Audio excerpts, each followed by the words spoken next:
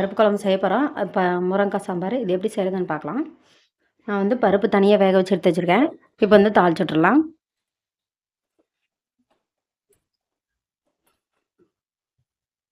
அடுப்பை வச்சு கடாயை அடுப்பில் வச்சு இப்போ எண்ணெய் ஊற்றிக்கலாம்.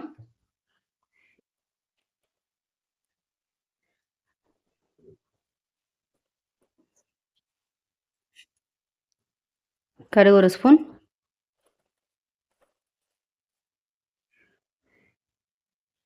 கடுகு நல்லா பொரியட்டும். இப்போ வந்து நம்ம வெங்காயம் ஒரு மீடியம் சைஸ் வெங்காயத்தை நான் பொடியாக நறுக்கி வச்சுக்க அதை போட்டுக்கலாம்.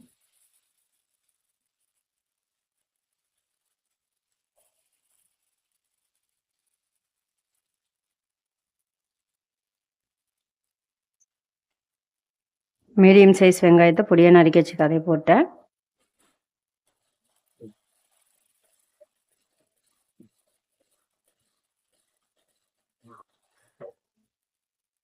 நாலு வரமிளகாயை கிள்ளி வச்சுருக்கேன், அதையும் போட்டுடலாம். நீங்கள் கருவேப்பிலை இருந்தால் போட்டுக்கலாம், பச்சை மிளகாய் இருந்தாலும் போட்டுக்கலாம். நான் வந்து கருவேப்பிலை இல்லை, அதனால் போடல.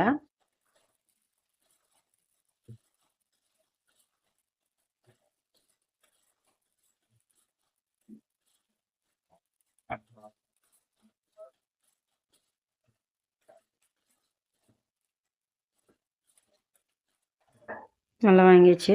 தக்காளி வந்து 2 தக்காளி மீடியம் சைஸ் தக்காளி நறுக்கி வச்சுருக்கேன் நீள்வாக்கில், அதை போட்டலாம்.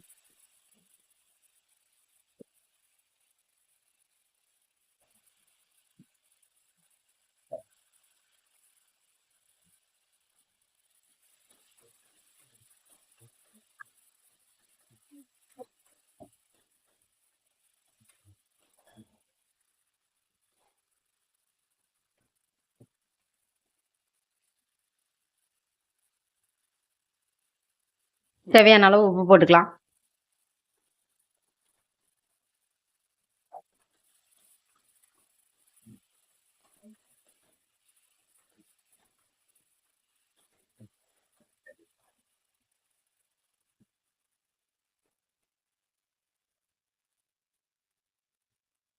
மஞ்சத்தூள் 1 ஸ்பூன்,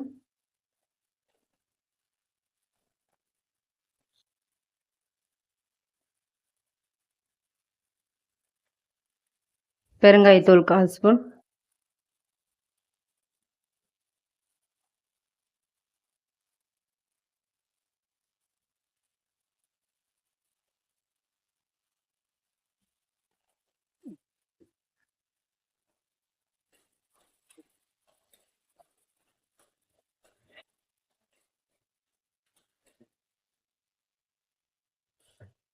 சிம்மில் வச்சு மூடி போட்டு நல்லா வேக வச்சிடலாம்.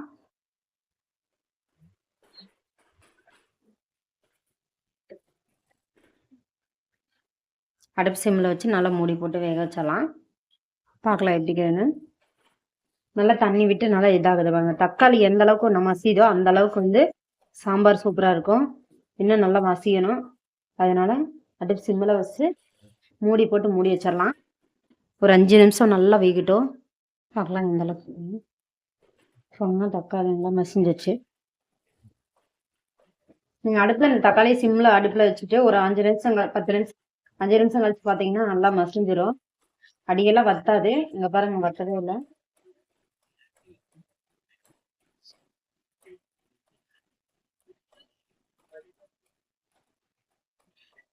பருப்போட போடுறத விட இப்படி செஞ்சு பார்த்துட்டிங்கன்னா சூப்பராக இருக்கும்.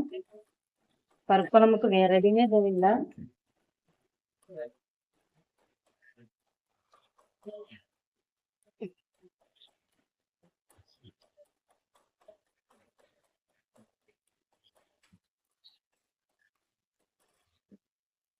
நான் முருங்கைக்காயை சின்ன சின்ன துண்டாக அரைஞ்சி வச்சுருக்கேன், அதை போட்டுடலாம்.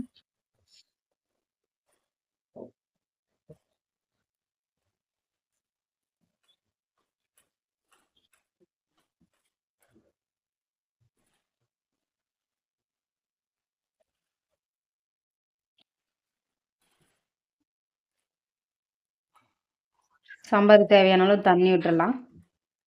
ஏற்கனவே உப்பு மஞ்சத்தூள் எல்லாம் போட்டோம். இப்போ சாம்பார் பொடி மட்டும் கொஞ்சம் போடணும். நான் வீட்டில் அரைச்சது தீர்ந்து போச்சு, அதனால கடையில் வாங்கியிருக்கேன். 1 ஸ்பூன் சாம்பார் பொடி போட்டுடலாம்.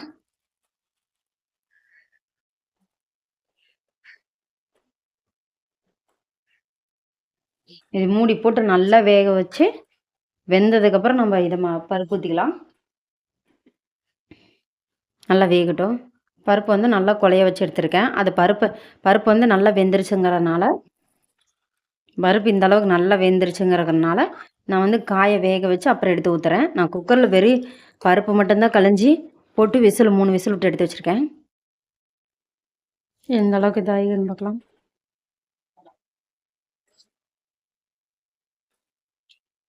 சோத்துக்காய் தான் போட்டேன். முருங்கைக்காயிலே சோத்துக்காய். அது பெருசாக இருக்கும் காய்.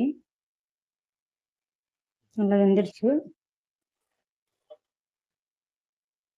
நல்லா வெந்துடுச்சு.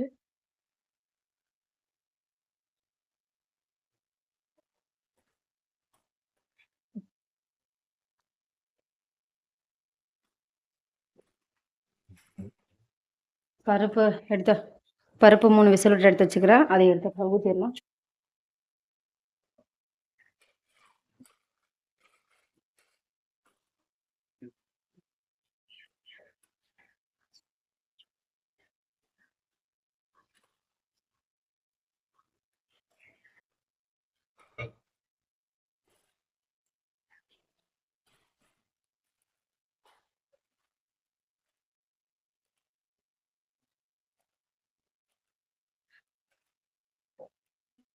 தண்ணி தேவையான ஊற்றிடலாம்.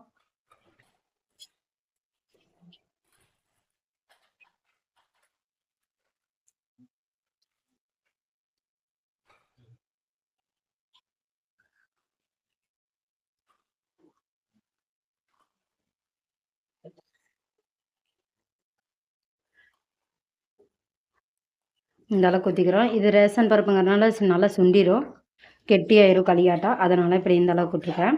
ஒரு 2 கதிவு வந்தோடனே ஆஃப் பண்ணிடலாம். உப்பு காரம் செக் பண்ணிவிட்டு. ஏன்னா பருப்பு ஏற்கனவே வெந்துருச்சு, முருங்காயும் வெந்துருச்சு. நல்லா கொதி விட்டு பார்க்கலாம். சாம்பார் எப்படி இருக்குதுன்னு பார்க்கலாம். சாம்பார் ரெடி ஆயிடுச்சு. உப்பு காரமெல்லாம் செக் பண்ணிக்கோங்க.